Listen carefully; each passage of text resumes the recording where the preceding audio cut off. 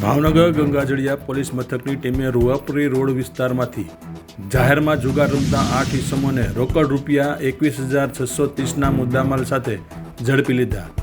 Bhavnagar Gangajaliya police મથક ખાતેથી મળતી માહિતી અનુસાર ગંગાજળિયા પોલીસ મથકનો સ્ટાફ પોતાના પોલીસ સ્ટેશન વિસ્તારમાં પેટ્રોલિંગમાં હતો. તે દરમિયાન ખાનગી રાહે બાતમી મળેલ કે શહેરના રૂવાપુરી રોડ વિસ્તારમાં કેટલાક ઇસમો જાહેરમાં જુગાર રમી રહ્યા છે.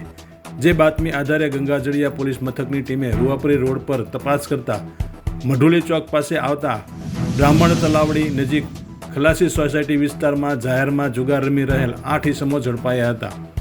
ગંગાજળિયા પોલીસની રેડ દરમિયાન ઝડપાયેલ 8 ઇસમો પાસેથી જુગારની રકમ રૂપિયા 21,600નો મુદ્દામાલ પોલીસે કબજે કરી તમામ વિરુદ્ધ જુગારધારાની કલમ હેઠળ ગુનો નોંધી ધોરણસરની કાર્યવાહી હાથ ધરી હતી.